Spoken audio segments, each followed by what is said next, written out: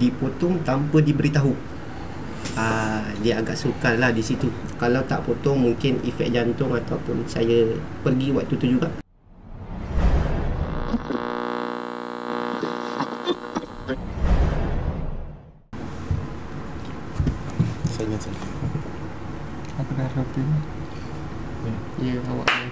Assalamualaikum warahmatullahi wabarakatuh. Apa khabar follower page Harimau Malaya? Kita jumpa lagi untuk podcast yang seterusnya. Hari ini istimewa sebab kita bawakan kelainan sikit.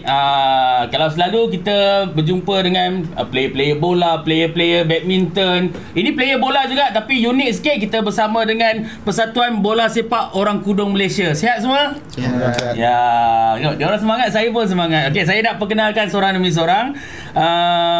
Fakri Raimi, Presiden Persatuan Bola Sepak Orang Kudung Malaysia. Tuan. Muhammad Dennis Daniel, penjaga gol skuad bawah 23. Yang ketiga Alif Tarmizam, Kapten bawah 23. Handsome semuanya kan. Alright, so terlebih dahulu, kalaulah ada follower kita yang tak tahu apa tu bola sepak kudung, boleh tak ceritakan secara ringkas? Okey, bola sepak orang kudung ni sukan yang unik. Dia menggunakan player yang kudung kaki sebagai pemain dan kudung tangan sebagai goalkeeper. Oh, syarat untuk keeper kudung tangan. Kudung tangan. Dan dekat Malaysia ni dah berapa lama bola sepak kudung ni ada, dan abang sendiri dah berapa lama berkecimpung? Secara rasmi kita wujud dengan persatuan lah 2019. Oh, okay. Tapi bila kita mula berjalan secara underground sejak 2016. Dan saya sendiri pun sejak 2016 lah. Antara memang kira perintis lah persatuan ni. Oh. Okey, Danish, sejak bila terlibat? Kalau terlibat dalam amputasi football ni sejak tahun 2022, tahun lepas. Time tu dekat Johor Bahru lah. Kejohanan Johor Bahru. Ni semua dari Johor ke? Tak. Johor? Saya Johor. Saya Perak. Perak ni Negeri Sembilan. Negeri Sembilan, satu jalan lah. Alif bila terlibat? Saya mula berkecimpung dengan bola sepak kudung ni dari 2018 sehingga kini lah. So sekarang dah memang main untuk ni, kira national lah ni kan? Betul, player kebangsaan. Wah, bukan calang-calang saya sendiri pun 2 minggu lepas ke 3 minggu lepas dah tengok permainan lawan dengan tim Indonesia. Betul. Tim World Cup. Actually memang tim Malaysia memang ada potensi yang besar, tapi sebenarnya perlukan beberapa dokongan lah. Betul tak? Alright, tapi sebelum tu kita nak tahu juga masa abang mula-mula dulu nak merintis lah persatuan ni, nak wujudkan pasukan bola sepak kudung ni, apa cabaran terbesar bang? Kalau abang boleh ingat balik. Nak jawab soalan ni pun dah cabar ni. Silakan. Orang nak tahu ni macam mana. Okey, masa 2015 saya memang dah follow lama dekat MPT football ni dekat luar negara lah. Sebab kat Malaysia memang tak ada. 2015 tu saya terlibat dengan para ASEAN Singapura. Saya terjumpa, saya satu venue dengan coach Olip MPT football sekarang lah. Kesani. Dia blind football punya coach juga. So saya pun dengan dia kita bincang selain daripada blind, apa yang kita boleh buat. Blind dah ada masa tu? Blind dah wujud dah. So kita pun decide kita wujudkan MPT football. So kita pun lepas habis ASEAN tu, kita tu balik ke Malaysia, kita terus jalan. Start daripada tu saya untuk tahun 2016 tu kita ada 4 orang player. 4 orang. Okay. Dan meningkat sekarang pun ikut daripada data statistik kita pun ada lebih kurang 100 orang. 100 yang dah pernah main. Yeah. Okey. So cabaran terbesar apa? Nak cari amputee. Sebab amputee ni bukan ramai. Dia tak ramai satu, dan tak semua yang minat main bola.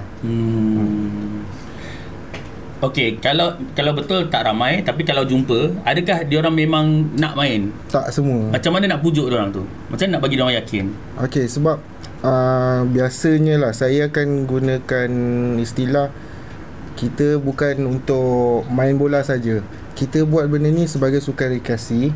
Jadi yang tak boleh main bola pun boleh datang main. Jadi benda tu, yang tahu main bola adalah bonus. Jadi, tapi yang penting kita punya misi, kita nak bawa orang-orang kudung berkumpul, dia macam reunion lah. Dia berkumpul, kita kenal satu Malaysia punya kudung, jadi dia punya kenalan ni besar. Okey, siapa dulu? Alif ke Danish? Ceritakan macam mana you boleh terlibat mula-mula. Siapa yang panggil, apa yang buat you nak join? Mula saya mula terlibat tu ketika time tu saya tengok orang pergi Bangladesh kan, qualifier Bangladesh tu. Saya tengok, wah macam menarik ni. Lepas tu time tu saya ada kontak yang rapat yang Balau. So saya kontak Balau, aku nak join bola sepak kudung. Time tu dia mula ajak saya join bola sepak kudung time kat Johor. Time tu saya mula kenal diorang semua. So bermula dari Balau Memang ada bermain bola sebelum tu atau start jumpa dia orang baru start main bola? Kalau start main bola tu dari normal saya nak main bola. Sebab lagipun dulu pun saya goalkeeper. So basic-basic tu ada, so saya ketengahkan dalam putih football pula lepas tu. Alip macam mana? Siapa yang mencari Alip? Saya sejak aksiden dari 2014 sehinggalah 2017 saya tak percaya pun yang saya boleh main bola semula. Sebab bila dah tak ada kaki mustahil kan semua tu. Tapi bila saya terjumpa salah seorang sahabat kudung kaki, dari situlah dia mengajak saya, menjemput saya join ke pasukan bola sepak putih football. Saya tertarik lah benda tu. Tertarik dan saya mencuba. Agak mustahil pada permulaan. Macam mana nak main dengan satu kaki kan, dengan bertongkat lagi, mana satu nak sepak, mana satu nak berlari kan. Tapi bila cuba, okey, menarik. Saya teruskan sampailah sekarang. Saya dah jauh dah pergi. Setakat ni dah ke Indonesia, ke Bangladesh, dan yang terkini berlawan semula di sini Kuala Lumpur bersama Indonesia. Okey, Fakri, bila dengar cerita Alip ni kan, dia rasa macam sebenarnya persatuan ni bagi harapan, bagi semangat. Sebagai antara orang yang perintis, ada tak nampak depan mata daripada seorang tu yang macam down, lepas join dia jadi lebih seorang yang baru ke apa, lebih semangat, lebih yakin? Kebanyakannya akan jadi macam itulah. Sebab memang motif kita pun, kita nak keluarkan orang tu daripada persembunyian. Kita menggunakan bahasa persembunyian lah. Sebab dia orang mungkin kadang-kadang ada yang tak boleh terima, ada yang malu. Jadi benda-benda macam ini yang bagus untuk dia orang keluar. Tapi kita bukannya nakkan semua orang boleh main bola, tapi kita nakkan dia orang keluar berani beraktiviti lah. Berani keluar daripada tempat dia orang sembunyi. Kan, sebab ada yang mak malu, ada yang mak tak kasih sebagainya kan. Tapi memang ada ke yang contoh yang lepas aksiden tu, dia memang abang dah pujuk pun dia tak nak juga, terus down sangat? Ada ke yang macam tu? Ada. Ada juga sebenarnya, tapi percentage dia kurang. Mostly tu memang akan keluar sebab diorang dah terbiasa daripada dulu. Cuma bila dah jadi macam ni, diorang down. Tapi ada yang kita perlu memujuk dia jangka masa panjang. Respon dia orang mengalah, jom. Lepas tu bila diorang dah terlibat, diorang pula yang paling semangat. Itu pun ada juga macam tu. Boleh tak kalau saya nak dengar cerita mungkin lebih personal lah? Macam abang sendiri pun aksiden juga? Aksiden. Macam mana abang mengharungi hari-hari lepas aksiden tu? Saya frust sebab saya tak boleh main bola je lagi. Tapi yang lain alhamdulillah penerimaan tu positif lah. Ada sokongan keluarga. Tapi ya, contoh kita aksiden, kita dapat tahu kita terpaksa dipotong kaki. Terkejut bang, macam mana? Tapi mungkin yang tu saya rasa kurang sikit lah. Sebab dari awal lagi pun memang mak saya dah bagi sokongan sebelum saya kena potong lagi. Kalau abang macam mana? Saya dipotong tanpa diberitahu. Dia agak sukar lah di situ. Ceritakan sikit bang, macam mana tu? Kalau saya nak cerita panjang sikit lah, tapi saya pendekkan. Saya sejak kemalangan sampailah diberitahu untuk dipotong tu, memang saya tak tahu langsung lah sepatutnya. Abang tak sedar ke? Saya bukan tak sedar, saya dirahsiakan. Sebab mungkin bila saya tahu, saya tak nak potong. Tapi dia orang rahsiakan bersebab kalau tak potong mungkin efek jantung ataupun saya pergi waktu tu juga. Kan, so nak tak nak jalan mudah dia untuk sembunyikan. Sehinggalah hari kejadian pun saya tak tahu lagi yang saya dah dipotong, sebab saya dilumpuhkan sepenuhnya. Saya hanya baring terlantar sehinggalah saya dapat tahu bila abang saya sendiri yang bisik dekat saya, datang kat saya, dia kata, adik dah tak ada. So dari situ dunia dah macam terbalik kan. Macam dunia ni dia tak adil. Terkejut sangat. Betul. Memang takkan boleh terima. Siapa boleh terima kan bila kita cukup sifat tapi tiba-tiba dipotong, kehilangan anggota badan. Siapa boleh terima? Tak ada siapa boleh terima. Tapi lambat laun kita kena bangun, kena usaha sendiri kan. Berapa lama tempoh yang abang ambil tu untuk relax, untuk boleh terima benda tu? Kalau ikut pada masa, susah lah nak cakap. Tapi bagi saya sendiri, saya ambil masa sekejap je. Saya kuatkan diri abang. Betul. Saya bangkit dalam masa 2 minggu sahaja. Tapi dalam masa 2 minggu tu pelbagai masalah yang saya hadapi. Tapi salah satunya pembakar semangat adalah kedua ibu bapa saya lah. Dari situ saya bangkit semula. Tak diriling sampai pagi lah? Tak ada. Danish ada cerita? Kalau saya pun dia lambat tahu lah. Sebab saya kalau ikutkan ada je tangan, cuma saya dapat info tangan tu saraf putus dan persentage lumpuh tu ada lepas 3-4 bulan accident. Dia lambat. Sebab time tu pakai simen kan. Doktor ingat patah. Saya ingat patah je. Lepas tu bila dah buka simen tu, saya pelik asal tak gerak kan. Lepas tu time check up tu, doktor kata ada saraf putus. Doktor ke ayah cakap tak ada saraf putus. Time tu down juga rasa macam tak boleh carry on lah. Time tu ambil subjek ni pula kan. Time tu tengah study lagi. So macam down lah. Macam tak apa lah, redha lah. Lepas tu kuatkan semangat, ayah bagi sokongan semua, boleh lah teruskan hidup. Berapa lama nak bagi yakin? Kalau lepas tu dalam 3 bulan lah. Lepas tu lepas dah tahu info tu 3 bulan lah. Sebab lepas tu nak kena kerja khusus tu nak kena sambung. So carry on lah. Ayah bagi dorongan. Abang Fakri masa nak buat persatuan ni, apa yang abang rasa memang kena ada someone yang wujudkan benda ni? Abang rasa tanggungjawab tu memang dekat abang masa tu? Masa tu saya bersyukur saya kenal dengan Coach Sani ni. Walaupun dia bukan beragama Islam, tapi dia faham apa yang Islam perlu. Jadi bila kita bergerak menggunakan hikmat dia kawal kita 100% lah. Dari segi pengurusan, kewangan, agama, semua dia bagi. Jadi benda tu mudah lah. Jadi kalau saya bergerak seorang pun mungkin saya tak ni, sebab saya bukan asal daripada orang persatuan. Jadi saya tak tahu bergerak apa yang betul, apa yang salah. Untuk pengetahuan followers, Coach Sani yang Fakir sebut tu adalah coach untuk bola sepak hudung, dan ada juga bola sepak buta juga, dan dia bekerja secara sukarela, betul? Betul. Dia memang seorang yang luar biasa lah. So dia banyak tolong, macam Fakir cakap tadi, dia bantu dari segi organisasi juga. So banyak, selain Coach Sani, ada tak orang lain yang macam ni juga yang bantu selain daripada dia? Banyak yang kenalan yang membantu, termasuk dengan Dr. Munawar.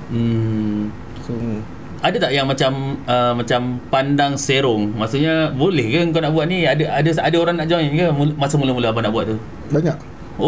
Banyak yang negatif daripada positif. Tapi sebab kita memang nak benda ni buat, so kita teruskan je tanpa dengar apa-apa orang cakap. Jadi kita teruskan sampai sekarang. Alhamdulillah kita dah sampai kelak ikan Piala Dunia. Wow. Okey, kita cerita cara permainan pula. So dah jumpa. Nak main mula-mula tu, nak belajar teknik dia tu, macam mana proses dia bang? Susah. Sebab saya daripada satu kelengkapan tongkat tu kena beli lah kan? Ke itu tongkat normal biasa kita jalan? Tongkat dia ada yang tongkat macam itu boleh pakai, tapi tak semua orang, sebab dia selesa dengan dia punya beban. Tapi untuk sekarang ni memang persatuan ada siapkan tongkat lah. Kalau nak pakai sendiri dia alukan, tapi untuk persatuan pun ada siapkan. Untuk cabaran menggunakan tongkat kali pertama, tercabar. Sebab saya asalnya daripada kaki kiri. Bila saya accident, saya kena potong kaki kiri, saya kena belajar pakai kaki kanan. Dengan tongkat. Mencabar. Siapa yang mengajar tu? Yang ajar teknik tu siapa? Kusani. And first batch berapa orang yang datang main masa? 4 orang tu. 4 orang kita main dekat dalam padang futsal 2 lawan 2. And apa reaksi orang sekeliling masa tu? Semua orang pelik lah. Dalam main bola 2 orang, main badminton 2 orang je. Betul. Berapa lama diperlukan untuk cukupkan pasukan tu untuk bertanding, untuk lawan? Kita masa tak lama, sebab masa tu 4 orang yang kita ada, saya bersyukur sebab 4 tu aktif cari orang. Jadi masa yang singkat untuk kita dapatkan 3 tim 30 orang tu masa 30 orang. And sebenarnya ramai je yang minat main bola walaupun kaki dah tak ada, cuma diorang tak tahu saluran. Masa tu saluran apa dia kena bang? Kita Facebook? Mulut atas mulut je. Kalau boleh ingat balik, apa perlawanan pertama ataupun kejohanan pertama yang dibuat macam mana? Kejohanan pertama 2016 lah, kita buat dekat padang futsal 4 orang. Untuk memang untuk kita kenalkan, bukan untuk main ke apa, untuk kita kenalkan kat orang, bagi orang nampak yang sebenarnya 4 orang ni gila. Tak ada kaki nak main bola, tapi main 4 orang. Kalau tak gila tak jadi kan? Kalau tak gila kita tak ada 100 orang sekarang. Betul. Tapi of course, nak perjalanan organisasi, perjalanan pasukan, paling penting of course dana bang. Betul. Dana paling masalah. Sebab tu selalu kita nak buat apa-apa, kita banyak plan dalam otak, atas kertas yang kita simpan, tapi kita buat dana lah, kita buatkan kekangan kat kita. Dari dulu susah, sekarang dah lebih mudah ataupun masih sama je? Kenaikan ada, kemudahan tu ada, cuma masih tak cukup. Masih memerlukan sokongan orang lagi. Adakah sokongan dana tu daripada orang yang terlibat sahaja ataupun kerajaan sahaja, dan ada korporat juga ke? Mostly daripada korporat lah. Itu lebih baik sebenarnya. Lebih baik. Tapi cuma ramai yang tak tahu ke? Mungkin lah sebab kita bukannya tim World Cup yang nak famous. Tapi insyaAllah satu hari nanti kita akan berjaya famous. Amin. Saya nak dengar Alip pula cerita. Okey, pengalaman mula bermain amputee football ni. Nak teknik dia. Kalau bagi player dah semestinya menggunakan tongkat lah kan. Tapi bagi saya, untuk mahir dengan bertongkat tak susah. Sebab saya bangun melalui tongkat 4. Dari situ tongkat 4 yang ke depan tu. Betul, yang orang tua tu kan. Dari situ saya rasa saya tak puas hati. Saya nak more. Saya nak lebih. Saya rasa tak cukup dengan tongkat 4. So saya google, saya dapat tongkat ketiak. Tapi saya rasa tak cukup lagi. Saya google lagi. Ada tongkat yang menggunakan lengan. So dari situ saya nampak ada dia guna tongkat tu sambil maraton, berlari. So saya rasa benda tu tak mustahil. Walaupun saya tak cuba lagi, tapi saya dah guna tongkat tu. So bila saya berkecimpung dengan bola amputee football, benda tu lagi mudah. Dia hanya perlu twist je. Kau hanya perlu berlari saja, sebab kau dah ada basic pakai tongkat. Bagi saya tak susah. Tapi kalau macam saya orang luar tengok game tu, saya dapat bayangkan tangan dia mesti sakit. Sebab semua beban kat tangan kan. Betul. Dia perlukan strength sikit lah. Tapi sukan OKU bahagian amputee football ni, kalau orang tengok memang risiko tinggi. Sebab kalau terjatuh ke apa-apa boleh berlaku kan. Sebab dia ada tongkat dan satu kaki. Berlaga. Betul. Tapi bagi kita orang, semua tu dah terbiasa. Jadi bagi orang luar nampak macam tu, bagi kita orang hanya biasa je, tak ada masalah. Kita orang tahu pijak di mana, tongkat di mana, semua di mana, kita orang tahu. Kalau jatuh tu, dia ada cara jatuh, bangkit ada cara bangkit dia. Semua tu memang dah diasaskan macam tu lah. Dia kalau ikutnya WAF punya rule lah. WAF tu World Amputee Football Federation. Kalau ikut rule yang sebenar 100%, sukan ni adalah sukan yang selamat sebenarnya. Sebab bola 50-50, kita tak boleh masuk. Kita masuk dia jadi foul. Kalau ikut rule lah. Kalau ikut rule. Lepas tu macam player tu tengah pegang bola dan dia jatuh, tongkat dia akan terlepas tu. So bila tongkat dia terlepas, dia dilarang sentuh bola tu. Maknanya dia kena lepaskan bagi orang lain ambil. Siapa yang dapat tu lain cerita lah. Dia tak boleh selagi dia tak pegang balik tongkat dia. Sebab kalau dia ni kan ada potensi untuk berlanggar tongkat. Betul. Saya nampak tu itu. Dia sebenarnya kalau ikut rule yang betul-betul, sukan ni adalah sukan yang selamat. Cuma pandangan orang luar lah. Saya ni kena tongkat nanti, jatuh nanti macam mana. Tapi nak biasakan dengan tongkat tu dan menyepak bola pun, teknik tu bukan mudah sih. Betul. Susah juga benda tu. Sebab macam saya kan hanya basic je yang tahu, hanya tahu berjalan sahaja. Tapi bila dia orang cakap, dia lebih kepada kau kena tunjuk depan dia. Bila saya tengok sendiri orang tu, dia punya position, stand dia, hayunan dia, saya tengok sendiri benda tu, okey, boleh. And saya cuba. Tongkat tak boleh sentuh bola kan? Tak boleh. Okey, macam abang tadi, satu susah dia selain pada belajar menyepak, tukar kaki. Berapa lama tu nak mahir? Dia sampai sekarang tak mahir. Serius lah. Dia tak adalah tak mahir. Cuma nak cakapkan tak mahir tu tipu lah. Cuma tak bagus dah. Tapi untuk controlling semua dah boleh dah. Daripada dulu out terus. Danish, apa kepayahan Danish pula untuk jadi keeper tu? Dia kalau tangan sebelah macam tu, mungkin dia dari segi balancing je macam mana? Balancing satu. Dan kalau kalau nak dive ke kiri kan, contoh kalau bola tu ke kiri, kita kena guna tangan kanan kan. So kalau nak dive ke kiri tu pun jadi salah satu ni juga faktor, sebab kita kena regangkan tangan kanan kita nak ke belah kiri kan. Jadi sebagai pemain pula tengok kelemahan keeper.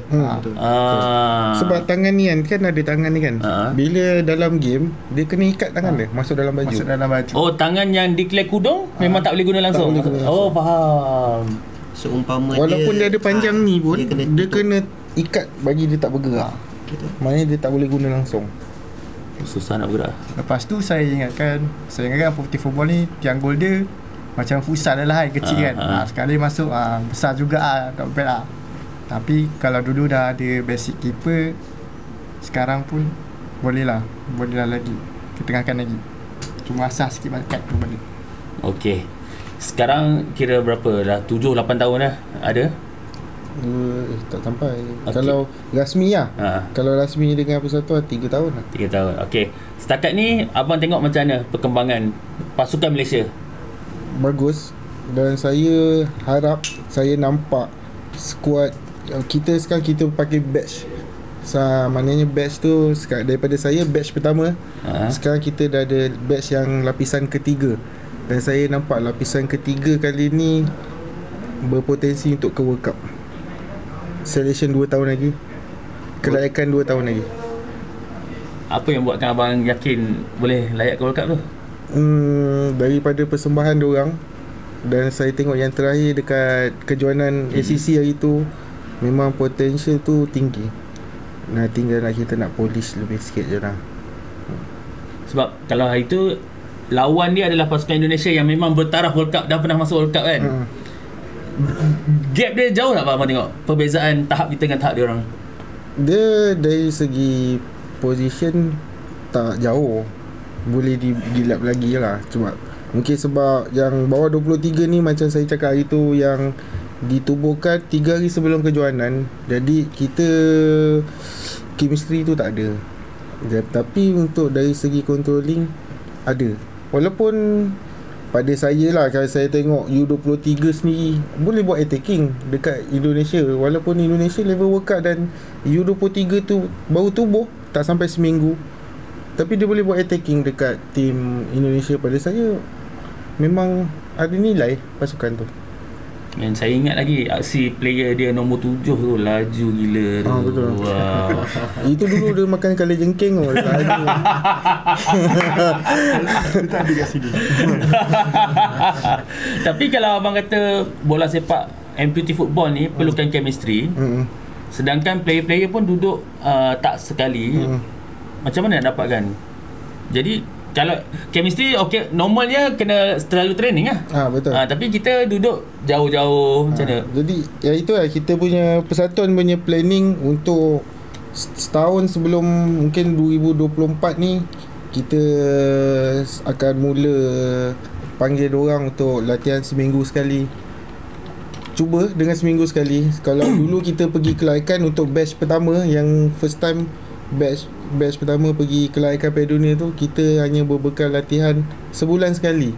Tapi Sebulan sekali. Memang sebulan sekali, tapi kita panggil 3 bulan sebelum. Maknanya 3 kali je lah training. 3 kali training pergi kejuaraan tertinggi. Mau kena kicap doang. Bukan diorang je, saya sendiri kena kicap. Kalau lawan Jepun tu kita mula sempat telan Ailio, kena serang lagi. Okey. Kalau dekat world, peringkat world, siapa yang top? Tim mana? Kalau Turki lah. Turki. Kalau yang World Cup itu Turki juara. Sebelum tu Uganda. Oh. Apa yang nampak level paling beza dengan diorang? Sebab tim yang daripada Europe ni kita respect dia, sebab diorang ada liga nasional. Diorang ada jalan liga nasional. Lepas tu kalau England, setiap pasukan super diorang macam Chelsea, Arsenal, diorang ada setiap pasukan Diwajibkan ada juga. Diwajibkan ada pasukan CSR. Pasukan amputee sebagai pasukan CSR diorang. Dan diorang pun ada liga diorang sendiri. Memang jauh lebih baik pada kita kalau ikut. Okey, Alik, macam mana? Alik sendiri pemain yang ada dalam tu sebagai kapten, tengok potensi pasukan yang baru ditubuhkan sebulan lebih ni. Macam mana? Okey, saya ikutkan macam Fakri cakap, dia dari batch yang pertama. Saya, Alhamdulillah, saya join ni, saya berada di batch yang kedua. So maksudnya saya punya masa masih banyak, walaupun usia saya lah. Tapi saya berada di pasukan yang salah sebenarnya. Sebab usia saya dah lebih daripada 23. Tapi disebabkan pasukan 23 memerlukan seseorang yang lead dia orang. Memerlukan bantuan atas padang tiada orang yang nak backup. So saya drop age saya, umur saya kepada bawah 23 untuk bantu dia orang. Dari situ bila saya dah masuk ke batch yang lagi bawah kan, so saya rasa perbezaan lah. Bila berada di batch pertama and berada di batch kedua, saya rasa macam lain dia punya chemistry dia orang, strategi. Yalah, bila peringkat usia ni dia punya stamina mungkin ada sedikit kurang, tapi yelah, darah muda, darah panas ni dia orang punya semangat lain. So bila berada kat dia orang, saya rasa macam seronok main dengan diorang. Memang nampak kesungguhan. Betul, potensi diorang nampak macam diorang kalah, dah nampak dah kalah, tapi diorang punya semangat still tak bunyi whistle, still tak ada penamat, diorang tetap fight, tetap takkan putus asa. Itu yang saya rasa lah bagi diorang. So dari situ saya rasa macam boleh pergi jauh, diorang boleh pergi jauh. Siapa umur berapa player termuda? Itu ada tunjuk seorang kan? Ada, itu yang kita tu 14 tahun. 14 tahun. Fakari tu Fahri. Adakah memang usia di peringkat sekolah tu pun sendiri dah banyak yang nak join? Ada. So far kita orang bukan sahaja untuk bermain bola, kita orang pun buka untuk bangkitkan semangat dia orang. So terbukalah, kalau rasa mampu, ada semangat nak mencuburi bidang sukan bola sepak ni, kita orang tarik, kita orang gilap sampailah dia berjaya. Sampai sekarang dah ramai dah. Adanya umur sampai 40-50 ada kan? Ada. Sampai sekarang still lagi boleh. 46 kan? Mati. Betul.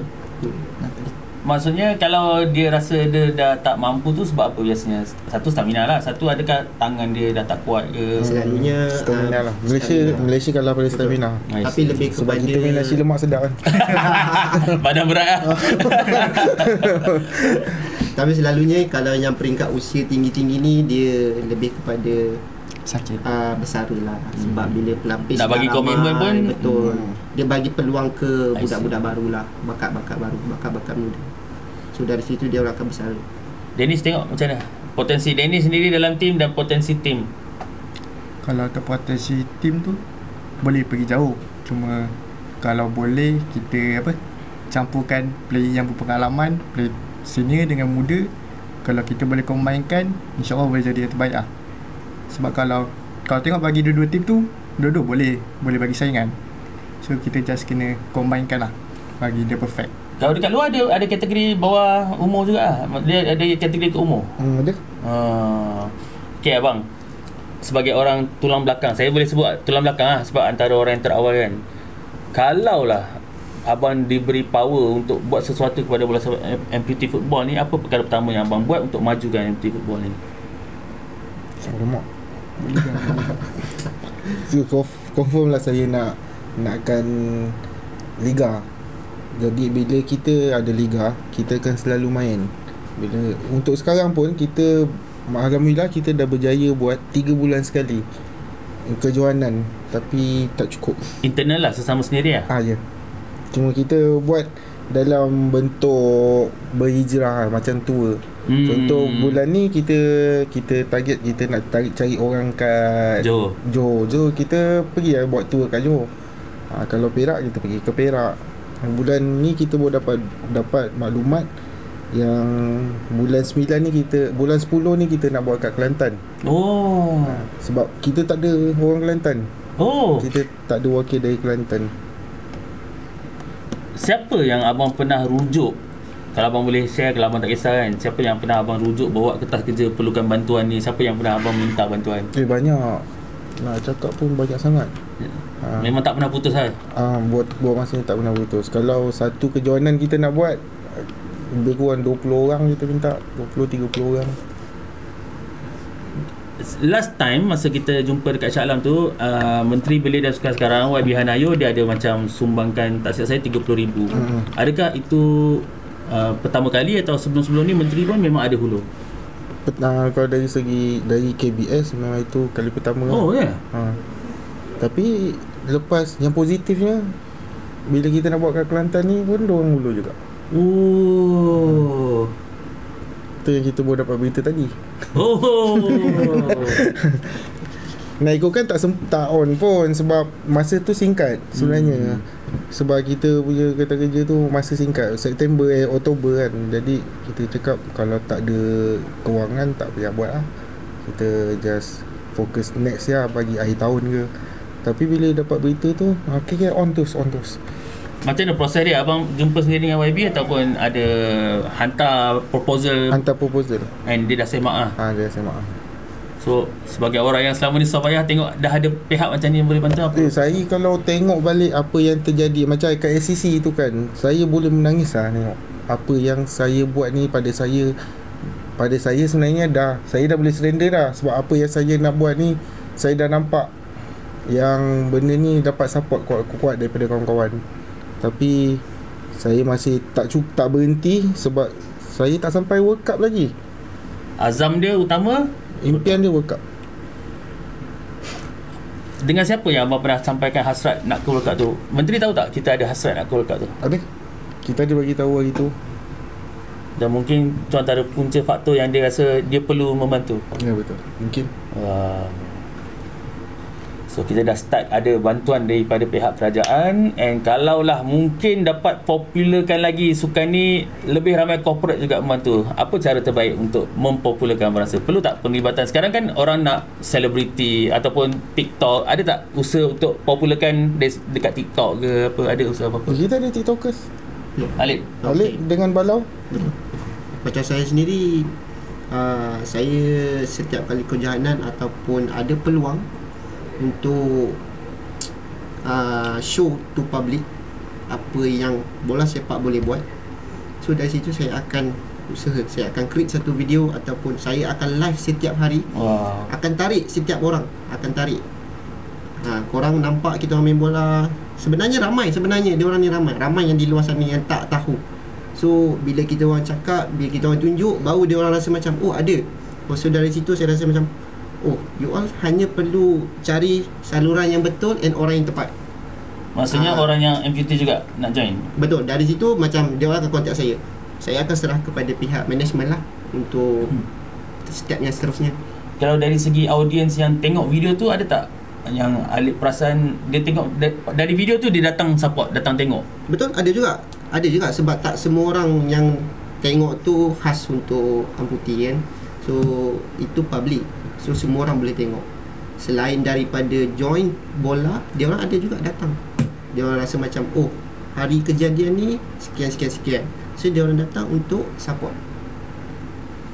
So sedikit sebanyak video yang apa saya buat tu ada kebaikan lah untuk pihak di luar sana. Saya selalu percaya golongan bukan setakat amputee je lah, macam okey ni orang yang kuat, memang kuat, tak boleh nafikan semangat dia kuat, mental dia kuat. Adakah kekuatan tu sesama player tu cukup untuk bawa kekuatan tu dalam tim untuk bertanding sekarang ni lah? Kalau sekarang ni kekuatan tu cukup tak untuk kita main kat World Cup sekarang? Apa lagi nak ditambah kalau abang rasa tahap sekarang ni, apa lagi yang diperlukan untuk sampai ke tahap World Cup? Masih banyak sebenarnya yang nak kena buat. Tapi kita ikut je apa yang terjadi dari masa ke semasa. Tapi pada saya, dari segi equipment perlu tambah baik ke bang? Ke semua sama, tongkat yang sama orang pakai? Tongkat yang sama semua. Cuma beza dia selalu ada 2-3 orang yang selalu main tongkat dia si bengkok sebab dia terlalu lasak. Tapi bila kita dah tak boleh kontrol je itu, kau main je lah pakai tongkat kau sendiri, kau pergi beli je. Dia macam itu lah. Berapa kos tongkat bang? Maksudnya kalau satu kejohanan lah, contoh kalau kejohanan, kalau orang akan guna tongkat yang harian dia pakai ke? Mesti tak kan? Sebab itu untuk betul. So nak sediakan satu pasukan, contoh daripada kosong, nak cukupkan equipment untuk satu pasukan. Satu set tongkat kiri kanan tu 150. Harga dia 150. Biasanya kalau pergi international match, saya akan suruh orang standby 2 set. Kalau tak ada 2 set, bawa je 1 set, dan yang 1 set lagi boleh standby persatuan punya. Tapi pergi mana-mana pun persatuan akan bawa set troli dia tu. Ada 30 set dalam tu standby. Dan player yang bawa tongkat tu pakai duit sendiri? Yang mana pakai tongkat sendiri tu memang duit sendiri lah. Besar pengorbanan dia orang ni. Memang sangat besar. Saya pun bersyukur memang, sebab kita persatuan bukan yang persatuan yang banyak duit. Tapi kita nak siapkan diorang punya barang-barang macam untuk diorang punya penginapan, makan minum apa semua lagi. Jadi kita tak ada peruntukan yang besar untuk diorang. Kebanyakannya event kita orang pun, kita orang minta diorang keluarkan duit sendiri untuk datang. Sebab kita tak mampu nak ni. Gas kita boleh cover token lah. Contoh minyak berapa? 100. Apa kita bagi 20-30 cukup tak? Janji ada. Janji apa yang kita mampu lah. Tapi diorang pun alhamdulillah diorang bagus, diorang berkorban sendiri untuk kemajuan sukan ni. Tu saya cakap dia orang ni kuat. Semangat dia orang, kesungguhan dia orang. Boleh tak share selain pada tadi kan cakap memang untuk main football, selain tu buat aktiviti juga. Apa lagi yang nak merapatkan ukhuwah sama ahli persatuan ni? Ada aktiviti lain ke buat? Kalau sebelum ni kita tak banyak acara kan. Macam dulu kan kita selalu nak dapatkan 3 bulan sekali punya kejohanan tu susah. Jadi kebanyakannya diorang macam Alif dari Perak, diorang akan buat hiking. Betul. Sesama diorang. Betul. Kita orang lebih kepada kalau nak menunggu setiap tournament, ambil masa jangka yang lama. So kita orang pulang ke negeri masing-masing. So tugas bagi setiap negeri adalah kumpulkan apa yang ada untuk jalankan aktiviti kecil-kecilan lah. Seperti kami baru-baru buat hiking, kita akan selalu pergi berkayak. Saya memang terkejut ada hiking. Betul-betul, saya pernah hiking. Sebelum ni memang saya pernah hiking bersama orang nomad. So dari situ saya cakap dengan diorang, tak mustahil lah kalau kita naik untuk amputi saja. So berjaya, kita orang naik 5 orang, yang sampai 3, 1 separuh jalan and 1 hanya tunggu bawah. Walaupun berjaya 3 orang, tapi kita orang tetap pulang dengan semua berjaya. Wow, respect lah. Cameraman ni jalan pergi kedai depan pun malas. Macam Johor, saya pun pernah bawa Johor. Kita tawan Gunung Datuk. Oi, serius lah. Apa bezanya? Cuma tempoh masa lebih sikit lah. Lebih sikit lah. Sebab dari segi safety bang, hiking macam mana? Kita macam Johor yang dengan Perak itu, gunung tu saya tak pasti keadaan gunung tu. Tapi kalau Gunung Datuk tu agak mencabar. Kita ada panggil orang yang tu untuk backup ke belakang kita lah, buat standby. Tapi tak ada apa-apa yang berlaku. Semua naik dengan jayanya. Dennis pernah join apa aktiviti? Tak ada kot. Saya banyak sukan lain. Okay, saya terangkan, saya bagi tahu Dennis baru balik daripada Para ASEAN Cambodia untuk e-sport. Oh, baik. Dia Patut bawa baju balik e-sport. Dia bawa balik pinggan perak. Wah, baik. So, ada plan nak tengok MPL juga ni? Singgah-singgah ke? Ada, tapi tengah tunggu game yang hangat lah. Main game apa? ML lah. ML lah. Wey. Sebab tu tanya tadi. Main ML macam gini Satu tangan je. Satu tangan je. Ush. Hari tu tak datang airport. kita ada tim yang e-sport lah. Saya agak kurang sikit pengetahuan dalam e-sport ni. Memang maksudnya e-sport dalam Para tu semua acara pun ada sama macam normal Dia khas untuk fizikal. So yang cacat fizikal lah, tangan ke kaki kan. Saya baru tahu, sorry lah. Saya memang saya kena belajar lagi. Banyak lagi nak kena belajar. Bang, nak minta tanya juga sebab of course selain daripada bagi dia orang beraktiviti, bagi dia orang semangat, macam mana player-player tu yang ada join ni, dia meneruskan kehidupan macam mana? Kebanyakan amputee ni dari segi pekerjaan dia macam mana? Banyak jenis kerja, tapi yang mostly diorang macam diorang ni kerja ni private, saya kerja sendiri, dia kurang belajar. Ada ni yang tu je lah, kerja sendiri, kerja kerajaan, kerja swasta tu kurang, kerja kerajaan dan kerja sendiri yang paling banyak, dan belajar. Ada tak amputee yang hadapi kesukaran daripada nak dapatkan keyakinan tu sampailah nak bekerja pun tak mampu, tak boleh? Maksudnya tak ada semangat, tak ada keyakinan nak bekerja. Ada tak yang jenis macam tu? Kebanyakan yang kita jumpa yang jenis tak nak keluar. Bukan kebanyakan lah, ada lah 2-3 orang dia tak nak keluar, sampaikan kita bawa dia keluar, kita didik dia dengan disiplin yang betul. Sebab tu saya cakap, bola sepak ni sebagai alat.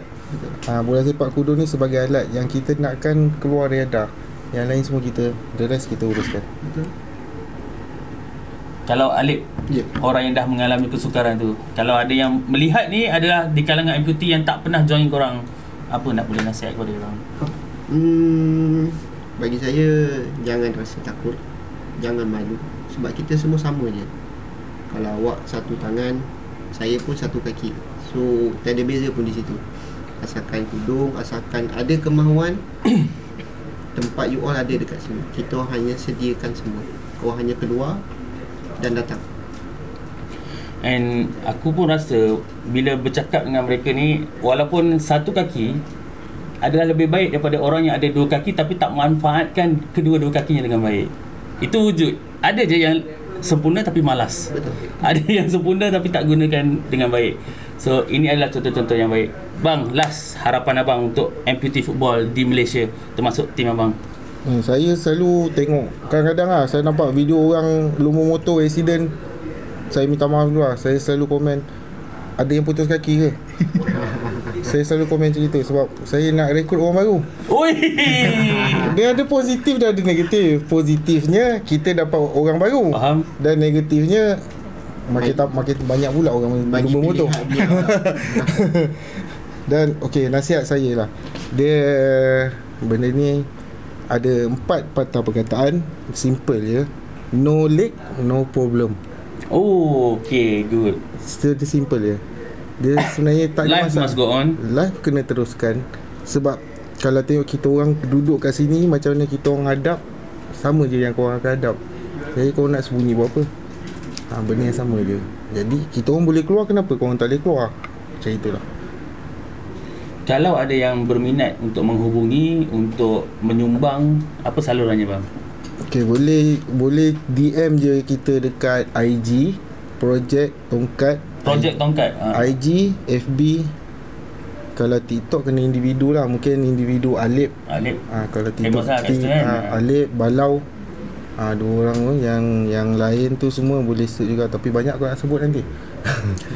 Kalau IG saya, kalau TikTok saya jangan, muka anak saya je. Diorang alih-alih diorang selfie. Lupa nak tanya, ada tak di kalangan amputee wanita? Tadi. Okay, tadi kita orang ke, yang buat kita orang lambat tadi, kita orang ke Batu Cape. Okay. Kita orang tengok ada satu TikTok tu anak dia perempuan. Anak dia keluar kurang normal. Jadi dia jadi amputee Sejak lahir lah. sejak lahir. Itu yang kita pergi melawat dia. Baru 3 tahun sekarang umur dia. Itu yang kita pergi melawat dia. And sebelum ni memang belum ada permintaan ataupun jumpa yang wanita. Untuk kat Malaysia belum ada lagi. Ada yang wanita yang amputee, tapi kita sendiri tak.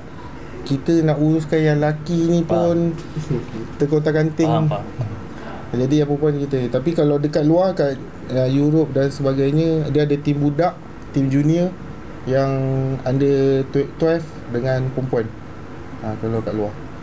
Tapi kat Malaysia belum lah. Kita ni fokus pada lelaki lah. Sebab saya kan pemalu.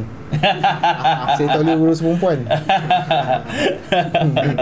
Yang terhampir apa kejohanan untuk ni, apa aktiviti ni selain daripada Kelantan tu? Kita akan bawa masuk orang yang kena bom dekat Gaza.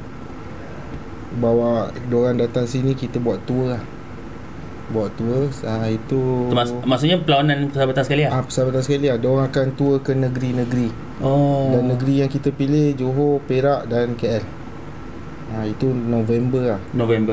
Lepas tu akhir November kita ada jemputan Piala Menpora Indonesia.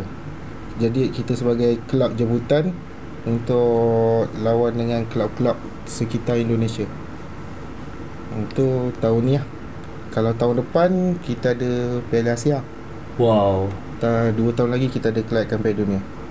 Di Indonesia kelab-kelab pun terurus dengan rapi. Macam mana sana? Beza dengan tak kita? pasti pula. Tapi sana kelab lagi ramai, ada kepulauan. Tapi sebab diorang besar. Macam kita kecil je. Okey lah, saya bagi setiap seorang kalau ada kata-kata akhir. Mungkin Dennis, mungkin ada yang boleh libatkan tentang e-sport ke, yang nak join ke? Kalau untuk libatkan diri dengan e-sport, so tidak macam nak promote ke apa? Terpulang. Boleh je, promote je apa-apa. So kalau nak terlibat dalam e-sport, korang boleh pergi ke TikTok saya, Wowniel, ataupun korang boleh ke Nama gaming Wowniel lah? Tak, nama gaming saya 1N. So ataupun ke IG saya Daniel Hairi.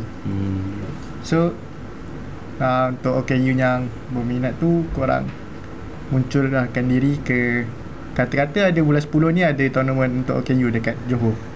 So kalau korang berminat, munculkan diri dan saya akan masukkan dalam grup community OKU e-sport lah. Baik, abang, kata-kata akhir bang. Alamak, saya tak boleh macam dia sebab saya main Candy Crush je.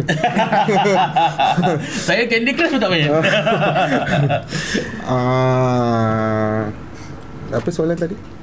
Just apa-apa kata-kata akhir nak sampaikan kepada orang luar. Saya untuk daripada personal saya memang bersyukur dan berterima kasih kepada yang membantu saya, membantu pengurusan pemain-pemain sendiri bawah 23 dengan senior yang banyak menyokong saya. Ya, coach ni yang penting keluarga saya lah. Yang anak bini saya lah yang selalu jagakan anak waktu saya tak ada. Macam ni saya selalu tinggalkan dia, kesian dia. Dia memahami kan. Tapi dia faham apa impian saya. Dan supaya dia faham lah. So saya sendiri berjanji sebagai presiden, InsyaAllah saya akan cuba bawa yang terbaik untuk Malaysia ke World Cup. Alip. Pada di luar sana, saya ingin mengucapkan ribuan terima kasih support saya dan juga pasukan bola sepak amputee football dari awal sehingga kini. Jadi kalau yang belum tahu dan ingin tahu, korang boleh melalui ke page atau IG atau sekian-sekian melalui Projek Tongkat. Tapi kalau rasa ada sedikit malu dan takut, boleh masuk ke akaun saya, akaun personal saya, Alif Tamizam. Setiap hari ataupun setiap petang saya akan live. So dari situ korang boleh buat fake account ataupun tak perlu pun letak profile picture. So dari situ korang komen lah apa yang korang nak komen, korang tanya lah apa yang korang nak tanya. InsyaAllah saya akan jawab satu persatu and cuba memahami korang and tarik korang ke tempat yang sepatutnya. Kalau diorang rasa yang kaki diorang akan tumbuh balik, tak payah. Kalau rasa kaki tu tumbuh balik, tak payah. Alright, so terima kasih sekali lagi Dennis, Fakri, Alif. Aku rasa ni satu sesi yang inspiring, yang bagi semangat, bagi satu rasa nak bangun lah kan, nak bangkit.